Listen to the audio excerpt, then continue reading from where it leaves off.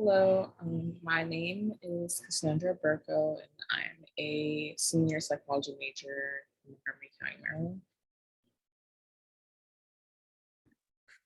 Hi, my name is Vanessa Johnson, and I am a junior psychology major from Chicago, Illinois. Hello, Hi. my name is Imani. You can go. Hi, my name is Imani Folks. I'm a junior psychology major, sociology minor from Long Island, New York. Hi, my name is Dominique Prothro. I'm a senior psychology major from St. Louis, Missouri. Hi, my name is Majesty Jackson. I'm a sophomore health science major from Boston, Massachusetts. So today we're gonna do a breakdown of the movie, the documentary The 13th, directed by Ava DuVernay. That's how you say her name. Yeah. So first we're gonna talk about the music that played throughout the film. Yeah, so the music was a big thing throughout the film. I think it really tied in all the ideas that were portrayed throughout the film, especially when it was played in between different segments of conversation. And so one thing that they did, and this ties in with editing as well, is that they showed the song lyrics to really, get the message across. And I think that was really important. So two songs that stuck out to me were Don't Believe the Hype by Public Enemy and There's a Man Going Around Taking Names. So Don't Believe the Hype. I wrote down their lyrics that they put out, and it was the minute they see me, they fear me.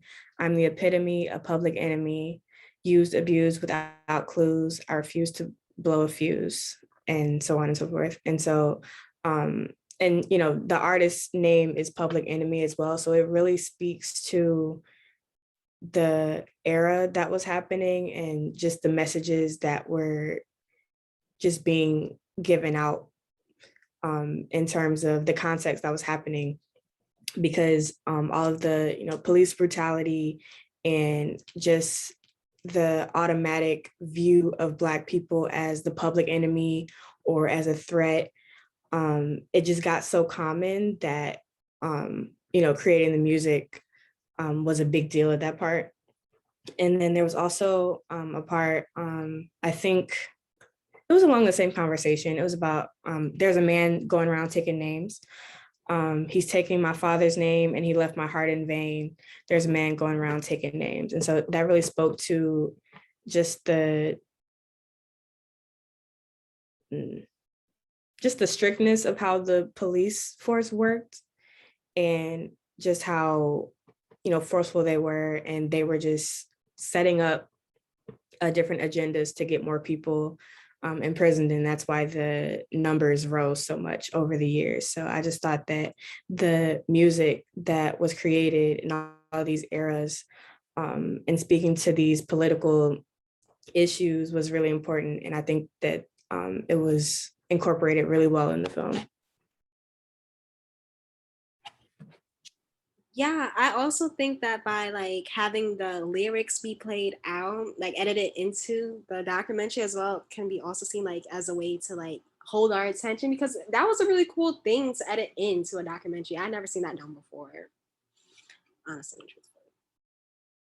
Yeah, I agree with just seeing, I feel like seeing the words kind of emphasize more so on each scene that the music was playing on, how it was just so significant, and just the lyrics, you kind of felt it, and then just actually seeing and hearing what the people were talking about, it really just made it even more impactful and strong, because you could really put yourself in kind of what they were saying in their position, and with the music and everything. It was just, I thought it was good to add it.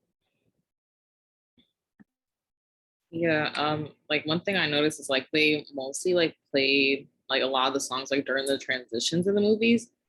I mean of the film, with how you were saying they would show the lyrics in bold, it was black and white, and it was mostly a lot of political rap that they would play. And it was kind of interesting how you were saying even though the film kind of like documents like maybe like a century or like and a half of time, how it was like all the songs were still kind of talking about the same thing. So I thought that was kind of interesting.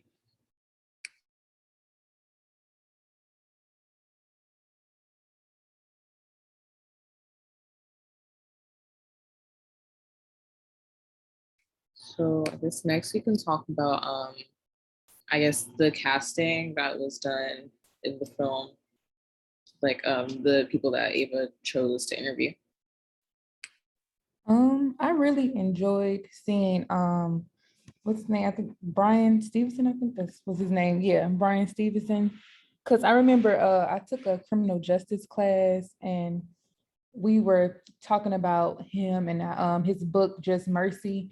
And so I think really having him talk about the different things of like how, you know, the criminal justice system, how it is for Black people, I think that was a good addition to have him because yeah, his book, I didn't get to read the book, but I seen the movie. So yeah, I think he was a really good person to have to talk about it. Yeah, I felt that way about, I think her name's Michelle Alexander. She wrote the book The New Jim Crow, and I was able to read that book, and it's basically just a book that breaks down like the elements of mass incarceration in the US. So it was a lot of detail, and it was like that for a lot of the interviews that she had, like the solo interviews she had with each person. I thought that it spoke to the ethos of the film. Basically, like everyone she chose had like a distinct credibility and purpose, and it wasn't just like a black or white issue. Like they were just people with background in the topic, resulting either from like research or like experience. Like I remember hearing a lot about like Angela Davis, and she spoke a lot in the film, which I thought was really cool because she's actually a Black Panther and she was targeted herself by the FBI. And I remember hearing a lot about that like previously in school. So yes, and then how she had like people from the opposing side. So like one of the companies that were were like profiting off of mass incarceration and giving money to like jails. I think it was called Alec. She had like an Alec rep being interviewed, and basically he was trying to say like the opposite of what was actually happening. He was like, no, we're against mass incarceration. We don't believe in that. And it was really funny to like see that part of it and then just hear everything else that went against it, which was like she had like video clips of all that too. So it was just, I like that part.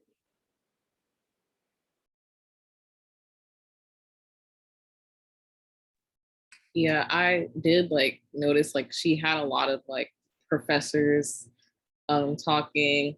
I also thought it was interesting how she had James Kilgore, who was formerly incarcerated himself and who had like wrote a book about mass incarceration. So it was like she didn't only have like I guess like people that were in academia, but she did try to have like, a good variety of people, like between like the professors, people that were actually in government, people that used to be incarcerated, and then even people that like worked for like the opposing companies, people that were like actually there during like civil rights movement, things like that. Yeah, I guess also with the casting, with everything that you just said, because she has all these different disciplines sitting here talking about really the same issue, it kind of goes to show like, you know, even though I'm in this field, like this thing still harms our community.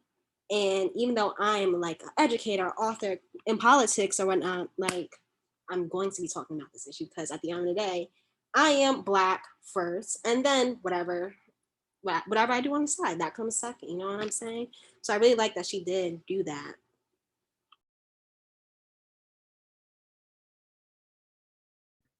I also think overall, just the casting of people who experience the different eras of these political issues, I thought that was good representation across the board, especially like with Angela Davis and I forget his name.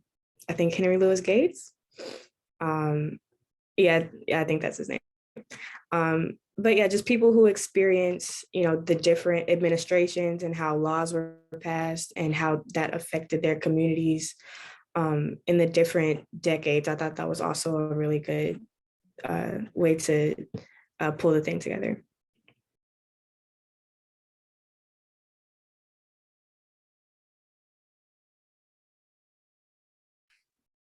So next we can talk about the editing and the camera work. With the editing, I noticed that what was being said in the present by all the casting people and stuff, like she had images to bring it up, and how she edited it was like it wasn't edited into where it was so harsh. It was like a smooth transition.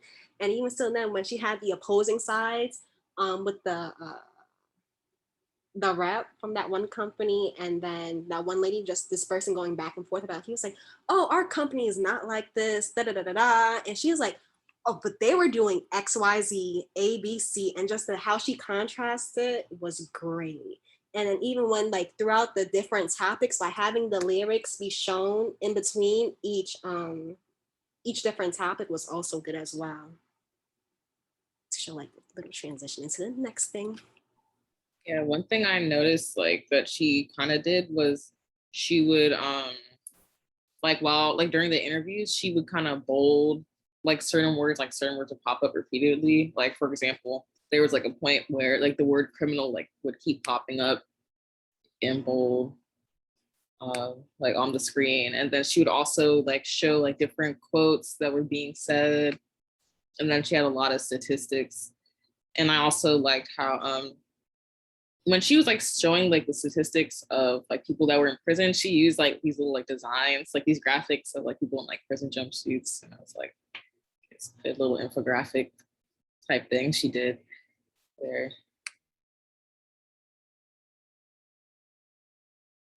And I guess to go into her trademarks about this, but the 13th definitely had important events in Black history, focus on the prison system, obviously, because it was about 13th, how basically the prison system is modern day slavery or whatnot.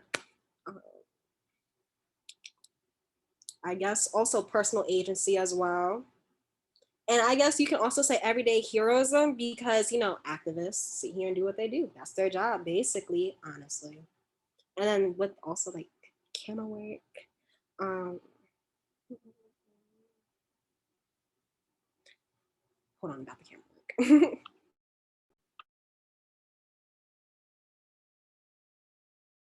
Celebrity artists and activists for camera work, honestly.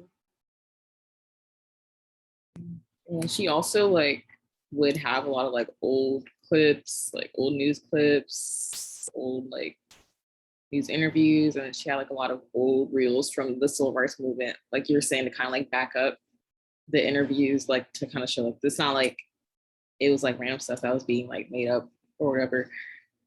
And then like even that part where I think it was Nixon or Reagan, like when he had his little plan, I'm forgetting right now, like what part of Like, it. is it when like his secretary had leaked the audio about like Yeah. the real reason about the war on drugs? Like, I can't criminalize Black people for being Black, but I can criminalize drugs, and this is what we finna do. Yeah. Yeah. That was interesting. That was scary that something like that could just like, wow. It's like they really just reelected anybody. Right. They told me.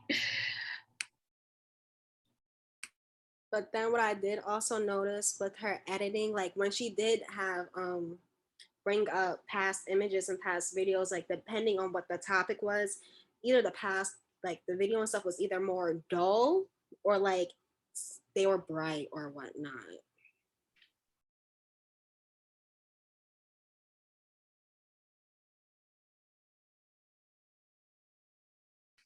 And then I also like there was like a part where she was like showing like juxtaposition between like the Trump rallies and like the civil rights movement, and it was just kind of like emphasizing the point that like him being elected just like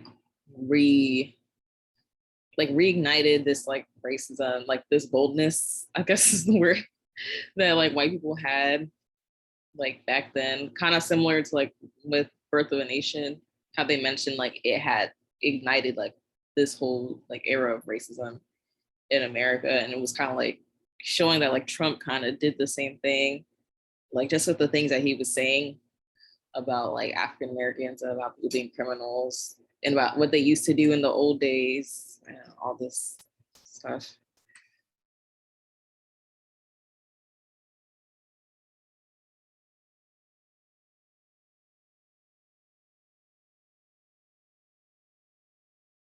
So I guess we can move on to the script. Well, it's not necessarily a script, but yeah.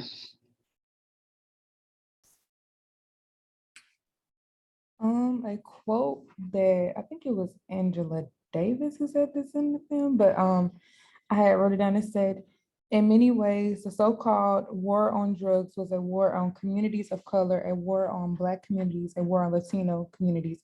And so just the whole war on drugs thing, it was just really crazy. Like it really didn't do anything, I feel like, but tear communities down, specifically Black communities, other people of color communities. And just like watching it and just seeing Richard Nixon whole thought process and like just seeing like clips of like him talking about it and like people that was, in his campaign is just talking about it. I feel like it really just emphasized how, anti-Black people it was, and just how much like it really calls on, just the whole Black community and how it's still, affecting us to this day. And kind of what also gets me about the dialogue was like when Clinton was like, because I have like Clinton blamed to trying to crack down on drugs thing, and like how he had, it was during the election time, and how basically we're being real hard down on like the punishment or whatnot. And like when he came out and said, oh, I was wrong or whatnot, but it's like even still to this day, you guys still practice those same policies and guys don't want to do anything to change it. Like, okay, yes, you acknowledge that it was wrong and it was sent to the extreme that it was, but like, okay, you acknowledge that, but nobody did no policies were made to like move that along, like take that away. And I felt like that was very. Yeah, I feel like a lot of their hypocrisy was exposed. I feel like I kind of knew like already because I like already knew like they were the ones that kind of like really kind of pushed this war on drugs as well, like in their policy. And I mean, Clinton is really, I feel like part of the reason for mass incarceration. Like he's like one of the culprits in that. And so like just with like him, well, with like Hillary running and like trying to like they're trying to distance themselves from like the mess that they created in a way. And then like even that clip the from Bill Clinton's rally when they were protesting during it, and like the stuff he was saying, like I think he said something like you probably would have done the same thing like if you like guys like really knew like the criminals or something. He was saying like something weird. I can't like remember exactly what it was, but yeah, it like kind of shows that obviously you still believe to some extent stuff that you were saying back then. So. Yeah, I think to that clip, I think they had a clip where like Hillary, she had said something, but it kind of was like her trying to excuse Bill Clinton, like basically his whole, thought process around that time, and just was saying like, I guess people should, bypass that. And I feel like going back on just them talking about all of that, I feel like that's pretty much how a lot of their thought processes are, like with them just being so, targeting like people of the Black community and doing mass incarceration, the whole, all of that. I feel like they want us to just really just be like, okay, well, that happened, so many years ago. So let's give them another chance or type of thing like that. So yeah. It really is like they don't really for real. Like they'll take accountability, but they won't take accountability to like change the actions that they had already did. And that's the thing. Like, hello.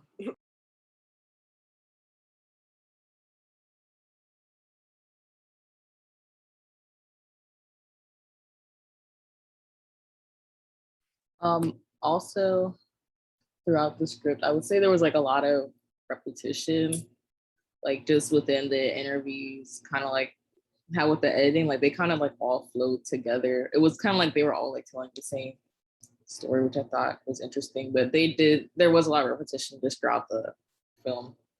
It's just for like extra emphasis.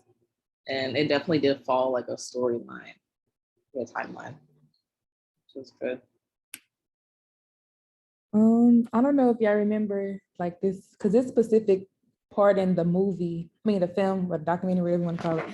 I remember when one of the women, they were talking about how the name super predators and just how, you know, young, poor Black people were called that. And then I remember just kept hearing it and just kept hearing them like say it and say it, because I'm just like, I feel like I heard about it before, that they used to, you know, call us super predators, but like just to hear it again and then in that manner and them just like talking about it, I was just like, wow, that's just so crazy. It kind of reminded me about like the news like over this past summer, like 2020 summer, where like we were just protesting, not even just marching, and then we'd just be on the news called thugs and all this and that. When it really wasn't, it just reminded me of that. Like that was a good flashback.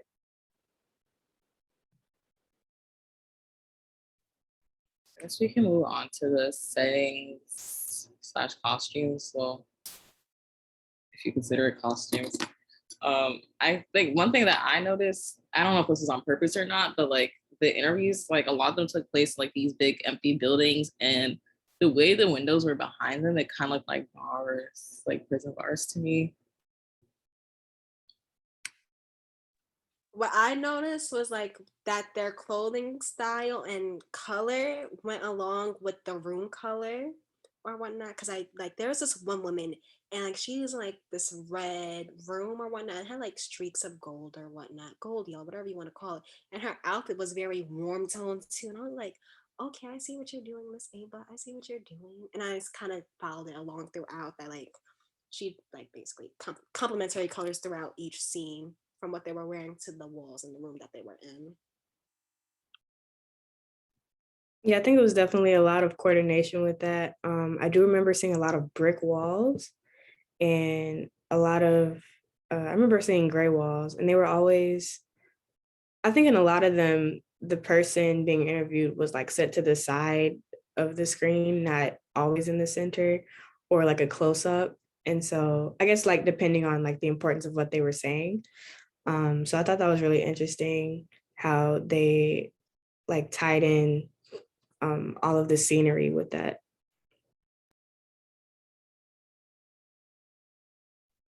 They were also like all kind of dressed like professionally, I guess. So, Well, no, because what you call it, the activists were kind of like dressed down. So I think it also kind of went along with what their profession was, honestly, too. Because like the educators, the congressmen, suit and tie, the activists, t-shirt. I was like, okay, whatever, that's fine by me.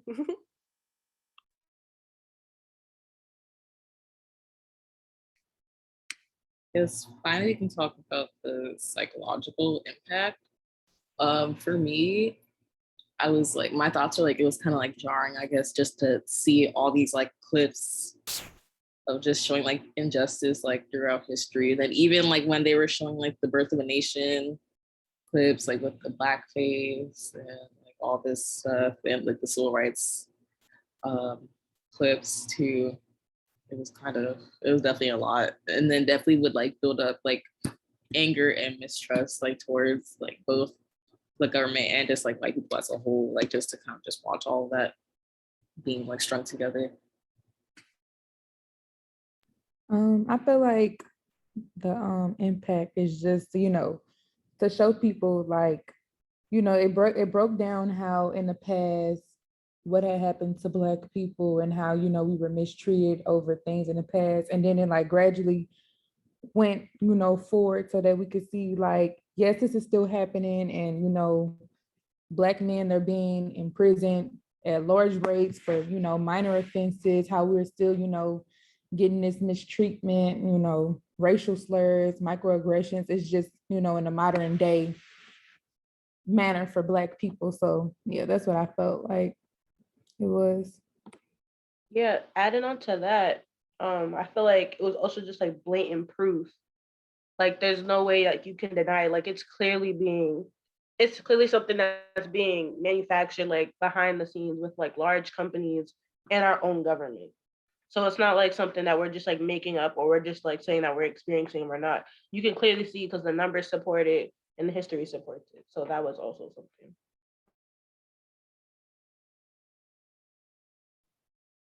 Yeah, I think it also instilled, like you said, Cassandra, like some anger. Like when I saw Emmett Till and Trayvon Martin, it just brought like all the memory. I mean, I wasn't there for Emmett Till, but Trayvon Martin, I think we were like 12 or something, but it was jarring to see for sure. And you know how they explained it was definitely educational because like we would see all of this injustice happening, but just hearing them explain how the government and politicians work their way around justice, basically, um, you know, it's just like, oh, it makes politics look like a really shady business. And, you know, yeah, it was a really eerie thing, but very educational to watch for sure. Yeah, no, it definitely was educational to watch. And then like for me at least, it was like, damn, this really like the prison system really is modern day slavery and they do treat them as slaves. And you can even see even with sentencings or whatnot, like Black people will still get the more harsher sentences for like the same crime as per se a white person. But yeah, why are they saying here just because I'm Black I should get a harsher sentence? No. And then just for them to like for me, like what was interesting was the fact that like I didn't know some of the prison people like make clothes for us. I did not know that at all, and just see that and like prison workers they hardly get paid like a cent per day. That is like what are you making off of a cent? You cannot get anything like a cent. Like it's just a whole lot, and it's like this documentary was done and nothing's changing. And yes, society talks about no like no prisons, we need to sit here and strike it all down. It's like we do need to do that, but no one's in charge to do that. No one wants to do that because people don't like Black people. And it's like, I don't know why. I did nothing to you. I didn't ask for any of this. You guys sat here and felt the need that you don't like me because of my Blackness. I just It just kind of shows like how much money just affects everything. Like it's just all like based on like both greed and then racism just kind of combined. It's really wild just to see. Yeah, it definitely make you angry because you just realize that nothing really changed. Like it's just the same thing, you know, same killing our, you know, our Black men, our Black women. And it just really makes you don't want to be jaded, but it kind of does bring on that feeling. And it just, you know, it's just, I don't know what to say, but yeah, watching the movie and just, I think it was the part when they were talking about the Central Park Five, and then when I seen When They See Us, that just made me just like have the same feelings again because it was just really sad what happened to them. yes, because it's the anger and the sadness. Because it's like I truly and honestly did nothing to you. I'm living my life and you just feel so bothered by it that you want to sit here and make it living hell for me for no reason at all. And it's like, for why?